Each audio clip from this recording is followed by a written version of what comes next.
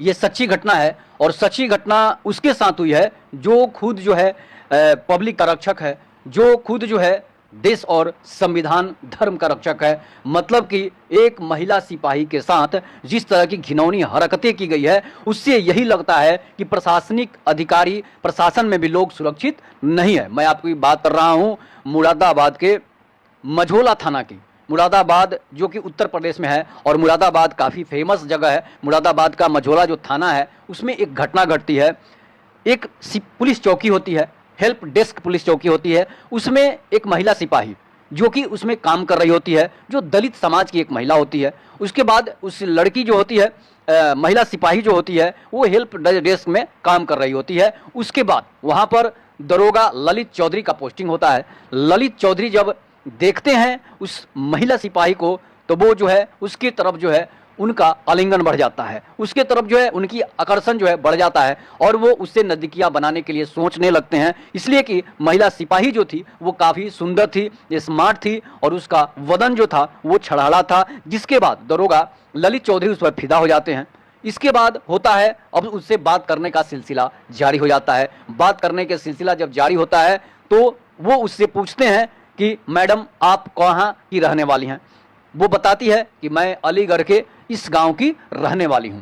इसके बाद ललित चौधरी, दरोगा ललित चौधरी उससे ये झूठ बोलते हैं कि वहाँ जहाँ तुम्हारा गांव है वहाँ मेरे नानी का घर है। इसके बाद नज़दीकियाँ बढ़ जाती है। नज़दीकियाँ बढ़ने के बाद दोनों एक ही बाइक से आना जाना चालू कर देते हैं। जब एक बाइक से आना जाना चालू कर देते हैं तो सभी सिपाहियों को भी नागवार गुजरती है, लेकिन अब अपने अधिकारी के पास, अपने दरोगा के पास किसी भी सिपाही को बोलने की हिम्मत नहीं होती है। लेकिन जो सिपाही होते हैं उस दरोगा के कर्तव्य से, उस दरोगा के कुकृत्य से जो है वाकिफ होते हैं। उसके बाद भी महिला सिपाही जो है उस दरोगा के साथ बाइक पर बैठकर आना जाना चालू कर देती है। उसके रूम तक वो पहुंचाने जाते हैं, फिर उसको पहुंचाकर अपने घर चले जाते हैं। अब महिला सिपाही को ये पता नहीं होता है कि दरोगा ललित चौधरी जो हैं वो कुंवारे हैं या फिर शादीशुदा है या उनके बच्चे भी हैं। लेकिन प्रेम कहा जाता है कि अंधा होता है और इस प्रेम में अंधी महिला सिपाही जो है हो जाती है, इसलिए कि उसे कोई दरोगा प्रेम करने लगता है। जरूर है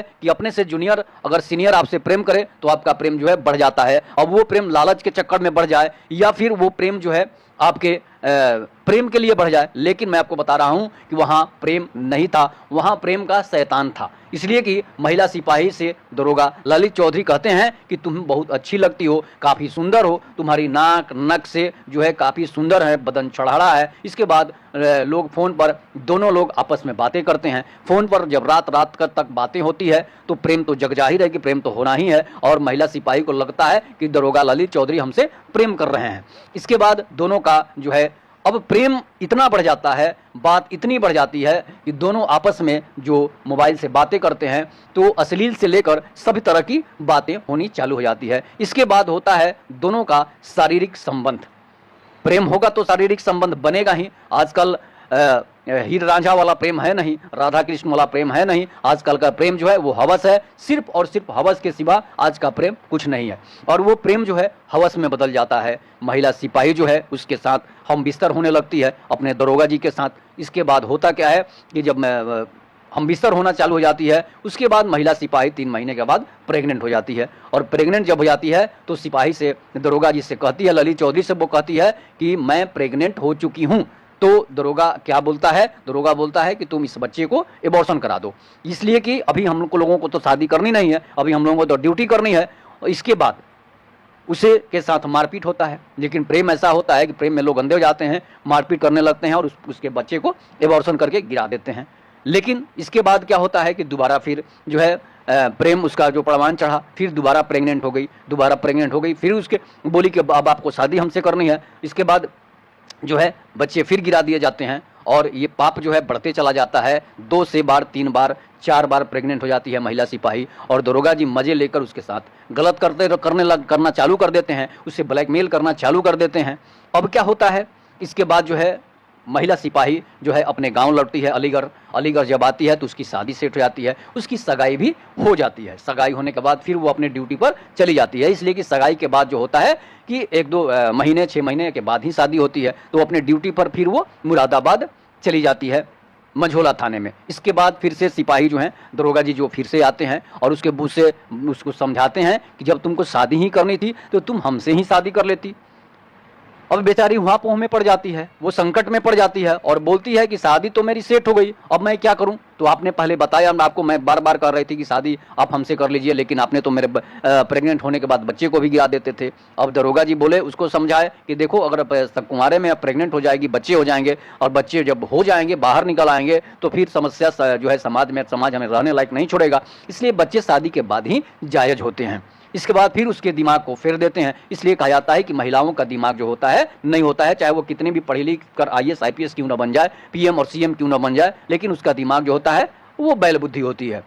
इसके बाद ये इस मामले में, मर्द के मामले में मर्द उसे तुरंत मूर्ख बना देते हैं, और ये प्रेम के मामला में, हवस के मामला में महिलाएं तुरंत जो है किसी पर अपना प्राण न्यौछावर कर देती है, उस पर विश्वास कर लेती है और उसके विश्वास के साथ धोखा हो जाता है। यही हाल आजकल जिहादी कर रहे हैं, जिस तरह के महिला का लव जिहाद हो रहा है। इसके बाद क्या होता है कि महिला की शादी जो है कट जाती है और वो उससे शादी करने के लिए दरोगा ललित चौधरी से राजी हो जाती है। लेकिन जब दोनों लिव इन रिलेशनशिप में रह रहे होते हैं, एक ही रूम में दोनों रहना चालू कर देते हैं, उसके बाद दरोगा ललित चौधरी के घर से फ़ोन आता है। जब दरोगा ललित चौधरी नहीं होते हैं, बाथरूम में गए होते हैं, तो उनकी पत्नी का फ़ोन आ जाता है। जब पत्नी पूछती है कि इधर से जब महिला की आवाज़ आती है तो उनकी पत्नी पूछती है कि यहाँ पर भाई कौन आ गया, आप कौन हैं? तो वो पूछती है कि आप कौन हैं? तब वो बोलती है कि मैं ललित चौधरी की पत्नी हूँ।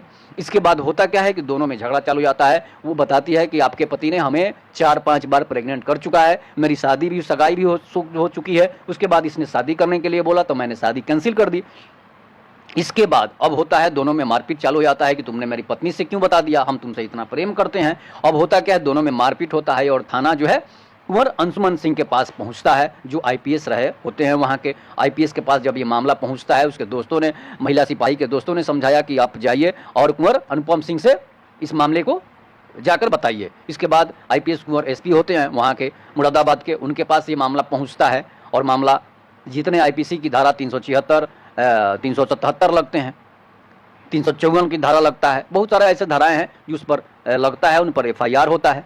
FIR होने के बाद अब दरोगा हैं तो दरोगा जी भी, भाई SP भी उनका साथ देते रहते हैं। इसलिए कि हालांकि कुंवर अनुपम सिंह जो हैं वो इस मामले को पटाक्षेप तो नहीं कर रहे हैं, लेकिन उन पर ये धाराएं चल रही है, रेप करने के आरोप की धाराएं चल रही है, SC ST एक्ट दर्ज होता है ललित चौधरी पर। इसके बाद मामला जो है अभी तक फिलहाल कोर्ट में चल रहा है, अभी तक उसका फाइनल फैसला नहीं आया हुआ है। तो इस तरह से महिलाओं का जो है महिलाओं का उत्पीड़न जो किया जाता है, तो चाहे वो किसी भी थाने में हो, शिक्षा विभाग में हो या फिर अब बड़े बड़े अफसरों में हो, राजनीतिक में हो, सभी जगह महिलाओं का दोहन किया जाता है, महिलाओं का शोषण किया जाता है, चाहे वो अपने से सीनियर अफसर कर दें या फिर अपने से जूनियर अफसर कर दें। तो इस तरह से आप इस पर अपनी प्रतिक्रिया जरूर दीजिएगा। तब तक के नमस्कार, जय हिंद, जय भारत, जय श्री राम।